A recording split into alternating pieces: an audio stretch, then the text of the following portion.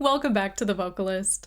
Today I am hearing the singer Ado for the first time, so we're starting with her cover of the song Unravel. Here we go. 教えて教えてよその仕組みを僕の中に誰かいるの壊れたよこの世界で君が笑う何も見ずに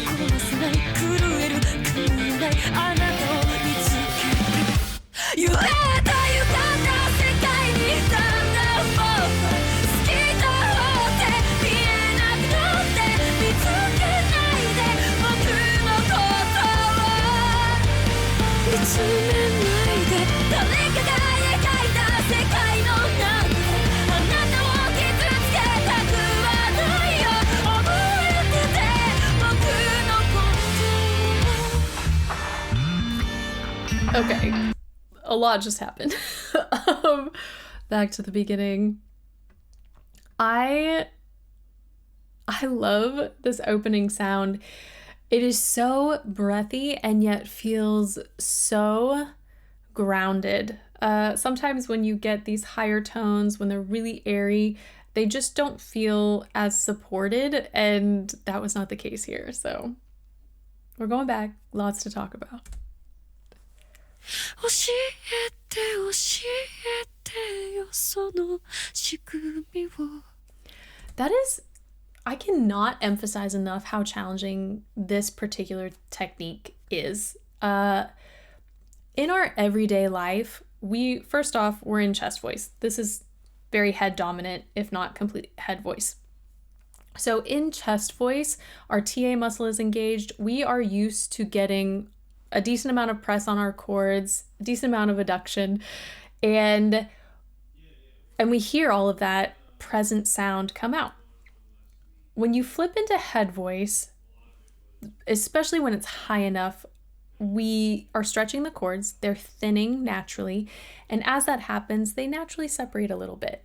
So in order to get full adduction, there's a little bit more muscle engagement that has to take place because we need to bring the chords together.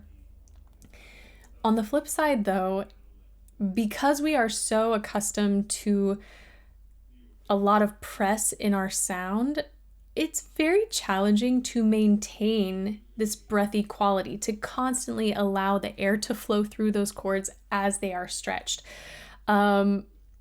I had no idea how this was going to progress, so it was really exciting to hear her start this way, and then obviously a lot shifts throughout this piece, throughout the first minute and a half, so we're gonna keep going. 僕の中に誰かいるの壊れたよこの世界で君が笑う何も見ずに So we got a little more adduction on that final note.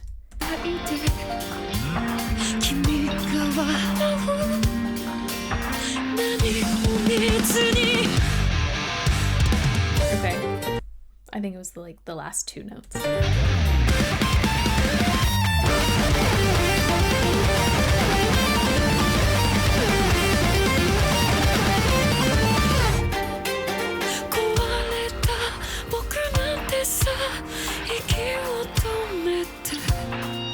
This section, I appreciate her phrasing. It's far more legato than at the onset, and I feel that especially at the beginning, part of the part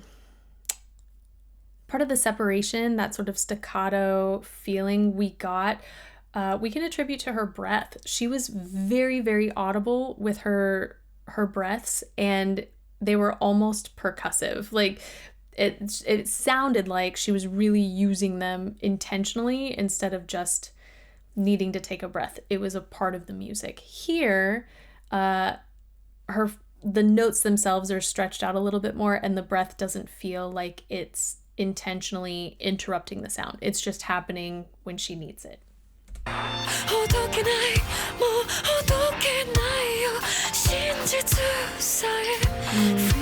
I might change my mind on what I just said because I need to back it up. Okay, the very first section in this second part, I was getting that legato feeling, and then I didn't.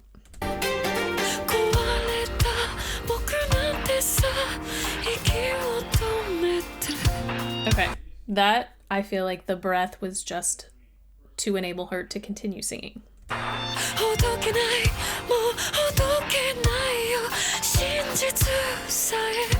That I feel like the breath was used as part of the music itself.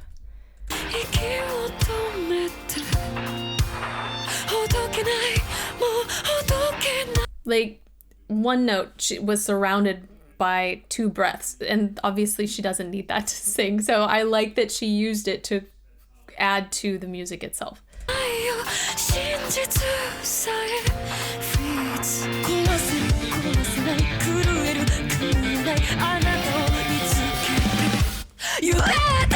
Okay, I love this mid-tone. Like, it is so beautiful.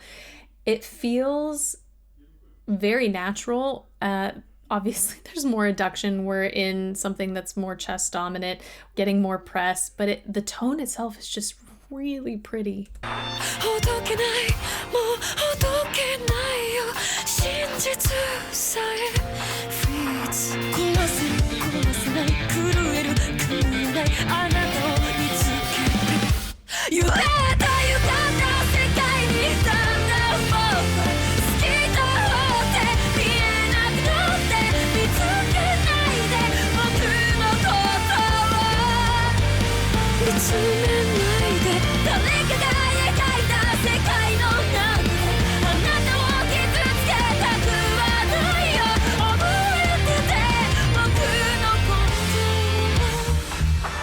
And then, of course, it's very exciting to hear her fully sing out. We're getting chest dominant mix, lots of press.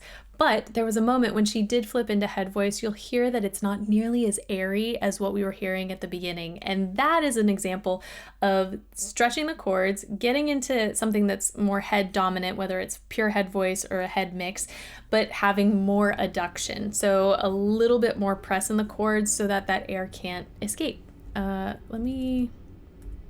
don't know how far back to go. Oh, that was it. Let me go back.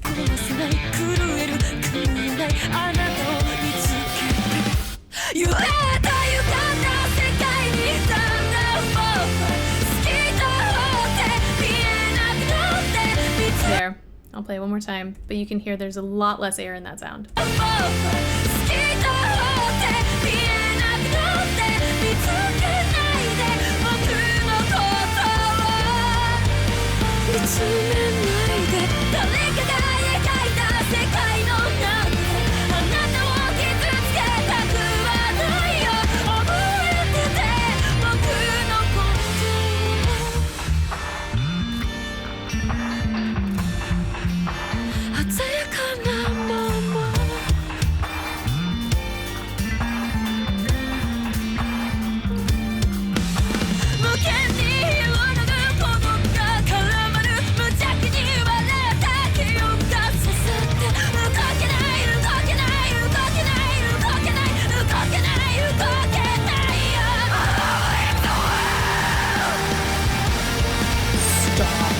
Goodness. I was wondering because at the beginning of each phrase there was a little bit of texture, just a smidge of texture, and I just didn't know if that was something that she did, and now I know it is.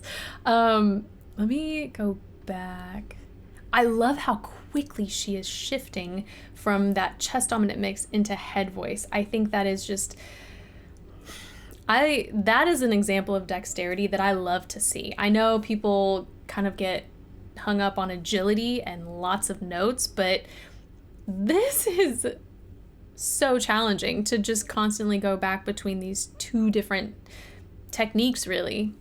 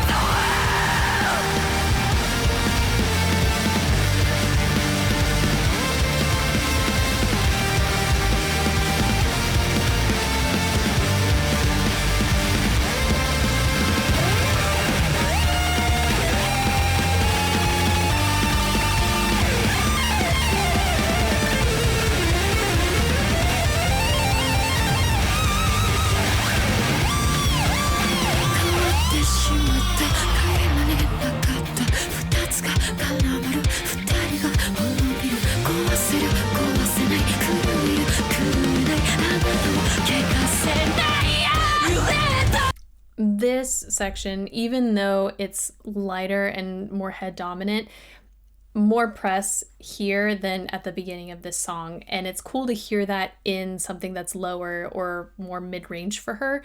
But I also think it's really smart because now, as the intensity has built over the last couple minutes, it's,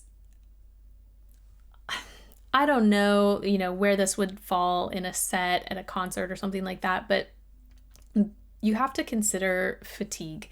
And if you are constantly going back and forth, can it be done? Yes. Does one have to build stamina for that? Yes. But also, it's okay to not. And it's okay to create similar sounding tones without overexerting your effort. So in this case, we're still getting that head dominant sound, but she's doing it in a way that can easily transition into something more pressed, which I think is really smart.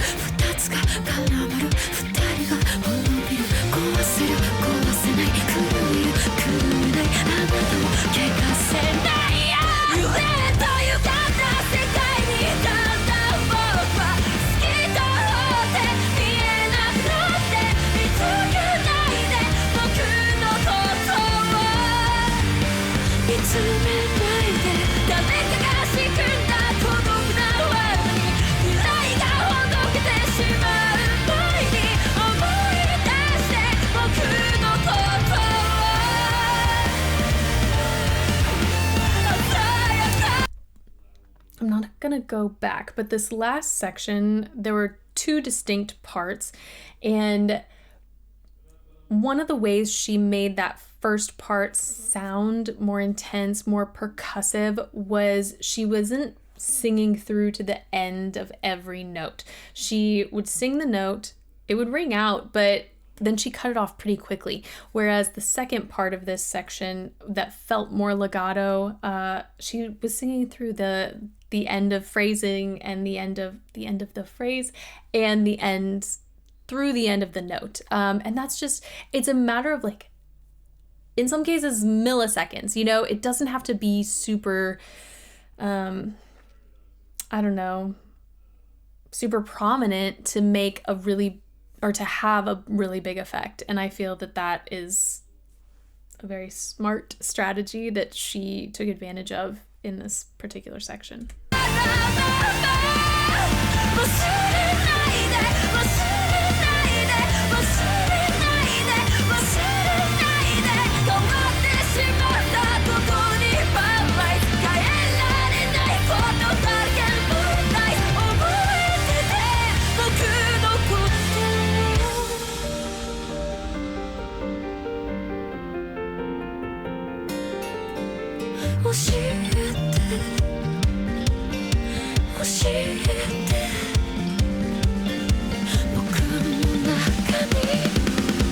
play that again because I don't know if it gets repeated. So at the very end here, where we're getting all this gorgeous breathiness, you can hear that last note or last syllable. It almost doesn't produce tone. And that's because of how much separation she has between, like, if the chords aren't coming together to vibrate, we're not going to hear anything except inhalation, like breath, maybe when it passes the soft palate. So that was a beautiful example of just how much separation she is using in this section.